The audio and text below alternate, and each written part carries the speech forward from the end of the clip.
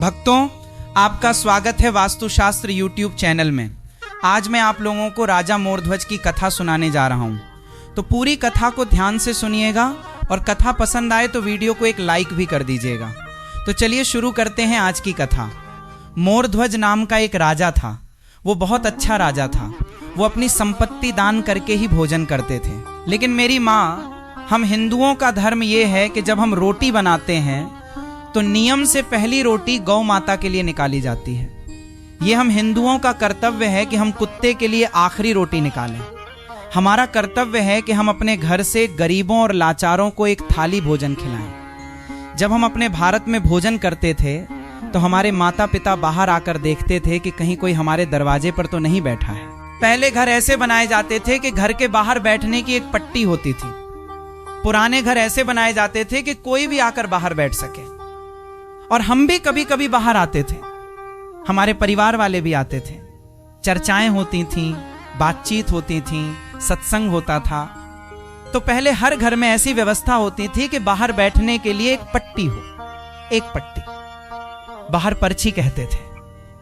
आंगन कहें, आंगन अलग है, पर्ची कहते थे। ऐसा होता था। जब आप खाना खा रहे हो तो बाहर जाके देखें कि बाहर कोई है या नहीं।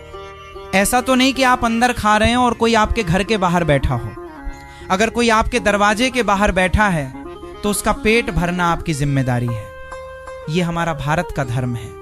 हमारे वेद यही सिखाते हैं। इसीलिए खाने की एक थाली आपको कभी गरीबों में नहीं जाना चाहिए। इसीलिए यहाँ दूसरा क्षेत्र बढ़ रहा है कि आप किसी को एक थाली सेवा करें, चाहे आपको कोई बाहर मिले या न मिले। एक थाली सेवा करते हुए 365 दिन में आपकी 365 थालियां हो जाएंगी। इसीलिए यहां दूसरे क्षेत्र में, अगर आप दूसरा क्षेत्र एक बार कर लेते हैं तो मिलकर 2000 साधुओं को आप भोजन करा सकते हैं। सब साथ में भोजन करते हैं। तो अगर आप उन्हें रोज नहीं खिला सकते तो इसीलिए दूसरा क्षेत्र है कि आप अपने हाथ से प्रसाद बांटें और दूसरे क्षेत्र में दें। तो ये आपका नियम है। हमारा नियम है कि हम रोज दें। ऐसा नहीं कि साल में एक बार। ऐसे नेक कामों के साथ, नियम के साथ जुड़ें। ये मोरध्वज का नियम था। वे रोज ब्राह्मणों को बुलाते थे, उनके पैर धोते थे, उनकी सेवा करते थे, उन्हें भोजन कराते थे और उनकी फरमाइश पर वे जो मांगते थे वही दान कर देते थे। वे अपने मन से दान नहीं करते थे। वे ब्राह्मणों से पूछते थे, आप क्या चाहते हैं? वे जो मांगते थे वही दान कर देते थे। वे कहते थे कि अगर हमें गायें चाहिए तो हम दान कर देते थे। वे कहते थे कि हमें सोना चाहिए तो हम दान कर देते थे। वे कहते थे कि अगर हमारे पास रहने के लिए घर नहीं है तो हम जमीन दान कर देते थे। वे राजा थे। वे ब्राह्मणों से पूछते थे और उन्हें दान करते थे। ऐसे सच्चे और निश्चित मन के राजा मोरध्वज, उनका डंका पूरे संसार में बजने लगा। वे प्रतापी राजा थे, धनवान थे, धर्मनिष्ठा वाले थे। न भूतो न भविष्यति। एक दिन जब भगवान कृष्ण थे, अर्जुन ने कहा, क्योंकि युधिष्ठिर ने एक यज्ञ किया था, उस यज्ञ में उन्होंने सबको भोजन कराया, लाखों लोगों को भोजन कराया और इतना दान दिया कि ब्राह्मण उसे ले नहीं जा सके, कुछ बच गया। एक दिन अर्जुन ने बड़े अभिमान से कहा, कन्हैया, आज तक क्या मेरे भाई जैसा यज्ञ या दान किसी ने किया है? तो भगवान भगवान है। जब अर्जुन ने कहा, मेरे भाई युधिष्ठिर जैसा यज्ञ, क्या उसके जैसा कोई दूसरा धार्मिक व्यक्ति है? तब ईश्वर मुस्कुराए और बोले, अर्जुन, तुम्हारे भाई का नाम दानदाताओं में सबसे नीचे है। अब अर्जुन को बहुत बुरा लगा, इतना दान करने के बाद भी सूची में सबसे नीचे। तब अर्जुन बोले, तो किसका नाम ऊपर है? ईश्वर बोले, अर्जुन, इसकी बात मत सुनो, अपना काम करते रहो। नहीं नहीं नहीं प्रभु, बताइए किसका नाम ऊपर है? तब ईश्वर बोले, सबसे सम्मानित मेरे प्रिय भक्त राजा मोरध्वज हैं। अर्जुन को बहुत बुरा लगा। अर्जुन को लगा कि वो मेरे भाई से ज्यादा योग्य हैं। उसे शक हुआ कि वो मेरे भाई से ज्यादा योग्य नहीं हो सकता। अर्जुन बोले, प्रभु, हम देखना चाहते हैं कि उसके पास किस तरह का दान है, वो क्या दे सकता है। हमारे भाई ने क्या नहीं दिया? धर्मराज युधिष्ठिर ने इतना दिया कि पंडित जी ले नहीं पाए। वो क्या दे सकता है? अर्जुन मानने को तैयार नहीं था। मुझे विश्वास नहीं होता कि वो इतना दानी है। ईश्वर बोले, परीक्षा लो। ईश्वर बोले, लो। अर्जुन बोले, आपकी मदद के बिना परीक्षा संभव नहीं है। एक योजना बनाई गई। यमराज को बुलाया गया। यमराज को शेर बनाया गया। तुम शेर बनो, बूढ़ा शेर जिसके दांत टूट गए थे। अर्जुन ब्राह्मण बन गए और भगवान कृष्ण भी ब्राह्मण बन गए।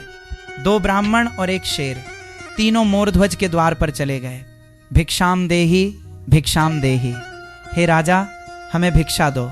राजा दौड़ कर आए और बोले, ब्राह्मण आइए आइए आइए, स्वागत है। मैं बहुत भाग्यशाली हूं कि आप जैसा कोई दिव्य ब्राह्मण मेरे घर आया है। आइए पहले अपने पैर धोइए। जब भी कोई ब्राह्मण आपके घर आए तो अपना अहंकार त्याग कर उसके पैर धोएं और उसे अंदर ले जाएं। जब आप पैर धोकर उसे अंदर ले जाते हैं तो आपके सभी पाप नष्ट हो जाएंगे।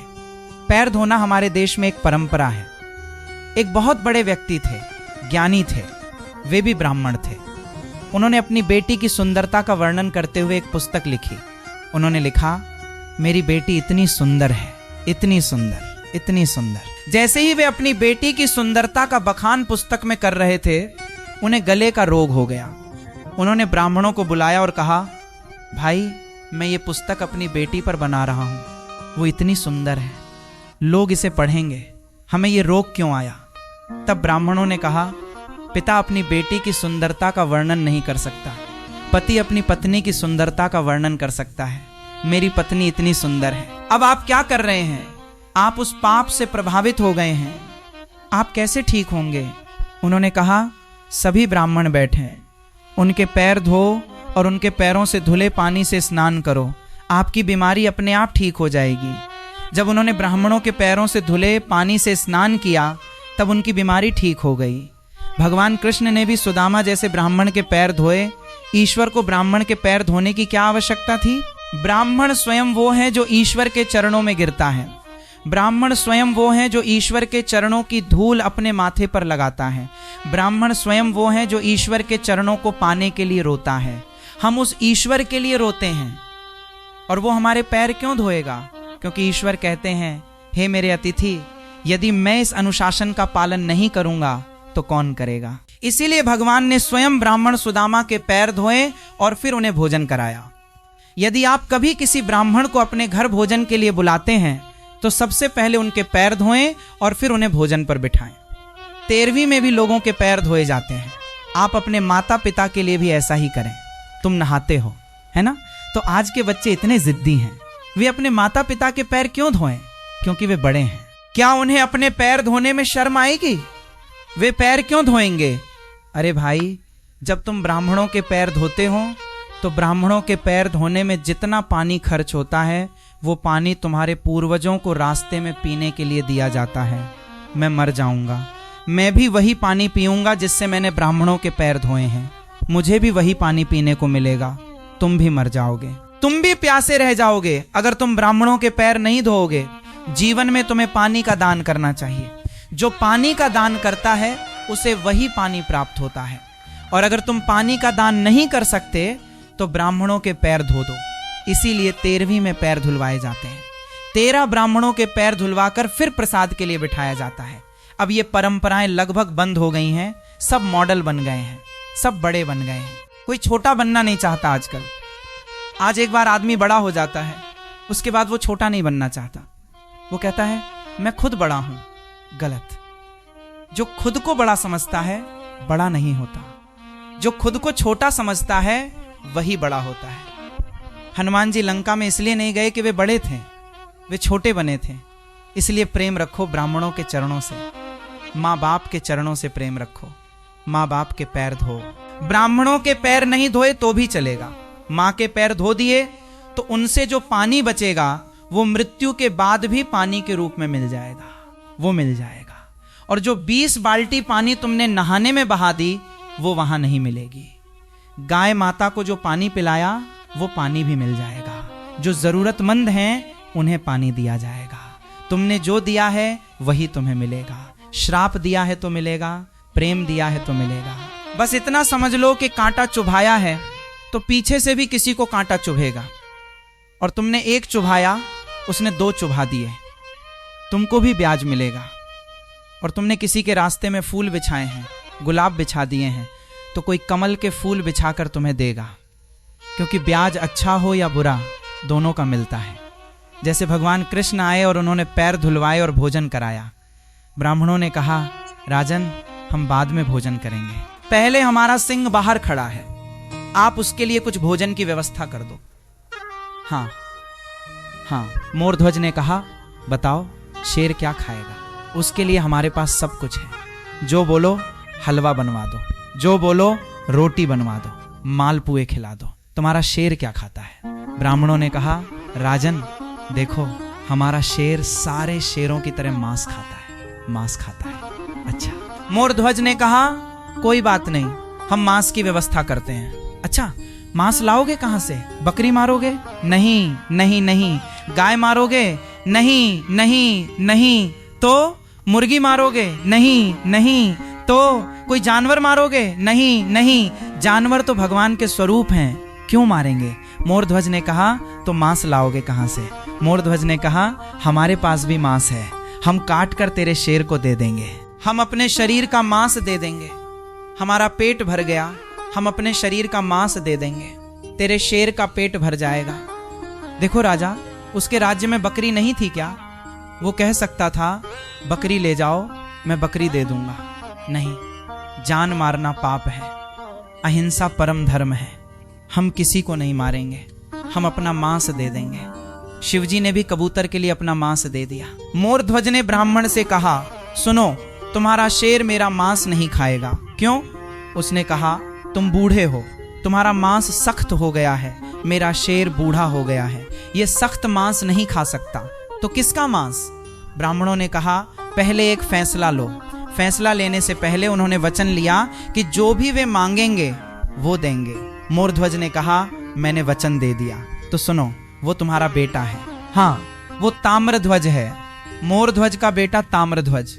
वो लगभग 5 या 6 साल का था और 5 या 6 साल पहले बुढ़ापे में उसे एक बेटा हुआ। मोरध्वज का कोई बच्चा नहीं था, उसे बुढ़ापे में पुत्र सुख मिला।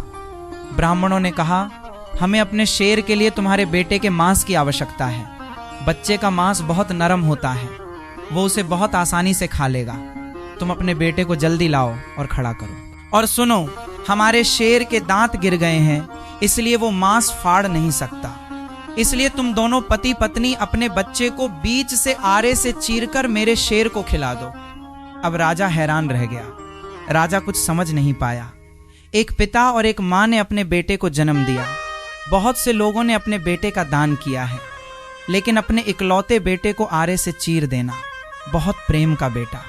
अब राजा का दिल तेजी से धड़कने लगा। समस्या ये नहीं थी कि बेटे को आरे से चीरना था, समस्या ये थी कि अगर बेटे को जबरदस्ती काटा गया तो बच्चे की हत्या का दोष लगेगा। अगर किसी को उसकी इच्छा के विरुद्ध मारा जाए तो वो बड़ा पाप माना जाता है। इसीलिए हमारे धर्म को देखो। छोटा लड़का जो ताम्रध्वज था दौड़ता हुआ आया और अपने पिता से कहा, पिताजी, आप इतना क्या सोच रहे हैं? आप सोच रहे हैं कि मैं अपना मांस देने के लिए तैयार हूं या नहीं? राजा ने कहा, हाँ बेटा, मैं यही सोच रहा हूं। मेरी धार्मिक चिंता यह थी कि मैं तुम्हें जबरदस्ती पकड़कर काटूंगा, ये पाप होगा। तब ताम्रध्वज ने कहा, वाह पिता, बेटे का जन्म इसलिए होता है कि वो अपने पिता के धर्म की रक्षा करे। जो बेटा अपने पिता के धर्म की रक्षा नहीं करता वो बेटा कहलाने योग्य नहीं है, क्योंकि उसने अपने पिता के धर्म की रक्षा नहीं की। उस बेटे ने कहा, पिताजी, आज आपका धर्म नहीं जाएगा, इसलिए अपने धर्म को बचाइए। अगर आपका बेटा चला जाए तो कल दूसरा बेटा आ जाएगा, लेकिन अगर धर्म चला गया तो धर्म वापस नहीं आएगा। इसलिए अपने धर्म की रक्षा करो, अपने धर्म की रक्षा करो। ताम्रध्वज खड़ा हो गया। राजा ने लकड़ी काटने वाला आरा पकड़ लिया, लेकिन रानी मां को तैयार करना बहुत मुश्किल था। जब राजा ने कहा कि हमने ब्राह्मणों से वादा किया है कि हम अपने बेटे के मांस से शेर को खिलाएंगे, तो उसने अपनी पत्नी से पूछा, क्या तुम इस धर्म में मेरा साथ दोगी? उसने भी कहा, वो मेरा बेटा है, तुम्हारा ही बेटा नहीं। उसने कहा, मेरा भी अधिकार है, मैं उसे मरने नहीं दूंगी। तब भी धर्म के लिए राजा अपना वचन पूरा करना चाहता था। लेकिन देखो, उस समय का पति, उस समय की पत्नी और उस समय का बेटा कैसा व्यवहार करते थे। पत्नी ने कहा, स्वामी, आप अपने धर्म की रक्षा करें, मेरे 100 बेटे भी आपके धर्म के लिए बलिदान हो जाएं तो भी मुझे स्वीकार है। आपके धर्म के लिए अगर मुझे अपने बेटे की बलि देनी पड़े तो मैं अपने बेटे की बलि भी दे दूंगी। उसने बेटे को उसकी इच्छा से खड़ा किया और आरा रखा गया। आरा चलाया गया। अब आरा सिर पे रखा गया और जैसे ही आरा चलने लगा, उस छोटे बच्चे ने कहा, पिताजी एक पल रुकिए, माँ रुकिए। वो अंदर गया और रुई ले आया और उसे अपने माता पिता के कानों में डाल दिया। माँ ने कहा, तुमने मेरे कानों में रुई क्यों डाली? पिता ने कहा, तुमने मेरे कानों में रुई क्यों डाली?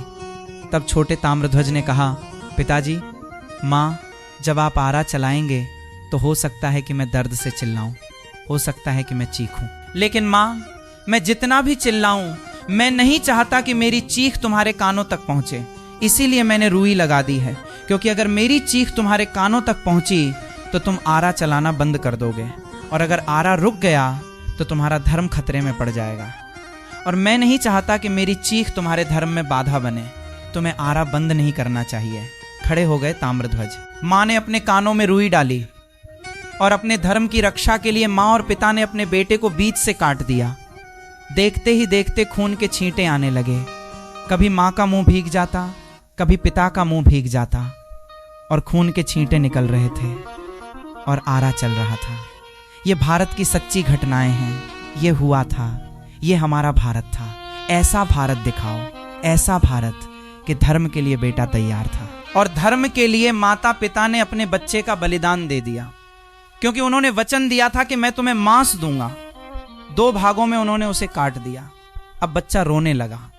जब उन्होंने बच्चे को देखा तो वे भी रोने लगे। ब्राह्मणों ने कहा, हे राजन, यदि तुम रोओगे तो हमारा शेर मांस नहीं खाएगा, तुम्हें रोना नहीं है। अब देखो, माँ ने अपने बेटे को आरे से काट दिया, बेटा मर गया, लेकिन शर्त यह थी कि वो मरते समय रोएगा नहीं, वो रोकर अपना दुख कम कर लेता, लेकिन रोने पर भी रोक लगा दी गई। ब्राह्मणों ने कहा, उसका दाहिना हाथ उठाओ और मेरे शेर के आगे फेंक दो, और बायां हाथ उठाकर भी फेंक दो। तब उस माँ की आंखों से एक आंसू निकला। ब्राह्मणों ने पूछा, माँ तुम क्यों रो रही हो? माँ ने जवाब दिया, मेरे बेटे का एक हिस्सा आपके पास आ गया, लेकिन दूसरा हिस्सा आपके पास नहीं आ सका, इसीलिए मेरी आंखों से आंसू निकल आए। शेर ने मांस खा लिया और ब्राह्मण बहुत खुश हुए। ब्राह्मणों ने कहा, हे राजन, अब मुझे भी भूख लगी है, अब मुझे भोजन परोसिए। राजा रानी ने ब्राह्मणों को भोजन परोसा। ब्राह्मणों ने रोटी उठाई और वापस रख दी। ब्राह्मणों ने कहा, राजन, हम तुम्हारे घर भोजन नहीं करेंगे। क्यों नहीं? क्योंकि तुम हत्यारे हो। कौन सी हत्या? तुमने अभी अभी अपने बेटे को मारा है, और हम हत्यारों के घर भोजन नहीं करते। जब ब्राह्मण जाने लगे तो राजा उनके पैरों पर गिर गया। राजा ने कहा, यदि अतिथि मेरे घर से भूखा चला गया तो मेरी भक्ति और मेरा पुण्य व्यर्थ हो जाएगा। हे ब्राह्मणों, मेरे घर से भूखे मत जाइए। ब्राह्मणों ने कहा, तुम हत्यारे हो। राजा ने कहा, मैंने किसी को नहीं मारा, आपने कहा था, मैंने वही किया जो आवश्यक था, लेकिन तुमने हत्या की है, इसलिए हत्या का पाप तुम्हें लगेगा। तुम जैसे हत्यारों का घर हम छोड़ देते हैं। ऐसा कहकर वे चले गए। तब धर्मात्मा राजा ने सोचा, ये सच है, मैंने अपने धर्म की रक्षा के लिए अपने बेटे की मृत्यु का दोष अपने सिर पर ले लिया। लोग क्या कहेंगे? ये कैसा राजा है, इसने अपने धर्म के लिए अपने बेटे को मार डाला। राजा रोते हुए कहने लगा, हे विधाता, तुम कैसी कठिन परीक्षा ले रहे हो? अगर मुझे मेरे पापों की सजा मिलेगी तो मैं कैसे जीऊंगा? राजा बेहोश हो गया। जब वो उठा तो राजा ने कहा, हे विधाता, हे ईश्वर, अगर मैंने कभी सपने में भी किसी का दिल नहीं दुखाया है, और अगर मेरे घर से कोई ऐसा अतिथि नहीं गया है जो मेरी सेवा से संतुष्ट न हुआ हो, मैंने हमेशा सबको संतुष्ट करके भेजा है। यदि आप मेरी सेवा और पूजा से प्रसन्न हैं तो कृपया मुझे इस धर्म का आशीर्वाद दें। और ऐसा कहते हुए मोरध्वज गिर पड़े। तभी भीतर से आवाज आई, पिताजी, मैं आपके धर्म की रक्षा के लिए मरा था, और मैं आपके धर्म की रक्षा के लिए जीवित भी हूँ। भीतर से दौड़कर उनका बेटा आया। पिता ने मुड़कर देखा तो वहाँ न कोई शेर था और न कोई ब्राह्मण। वहाँ श्री कृष्ण स्वयं अपने हाथों में शंख चक्र लिए खड़े थे। वे चतुर्भुज रूप में खड़े थे। अर्जुन की आंखों से लगातार आंसू गिर रहे थे। मोरध्वज, भगवान बोले, तुम? हाँ।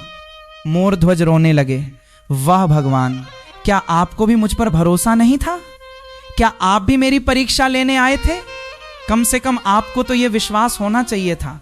भगवान भी भावुक हो गए। उन्होंने कहा, अगर मैं सबको बता देता कि तुम सबसे बड़े दानी हो तो कौन विश्वास करता।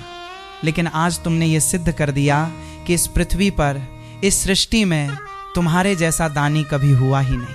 आज तुमने अपना हृदय भी दान में दे दिया। और अर्जुन को बहुत शर्मिंदगी हुई, जो अपने भाई युधिष्ठिर को सबसे बड़ा दानी कह रहा था। आज उसे पता चला कि राजा मोरध्वज का दान सबसे महान था।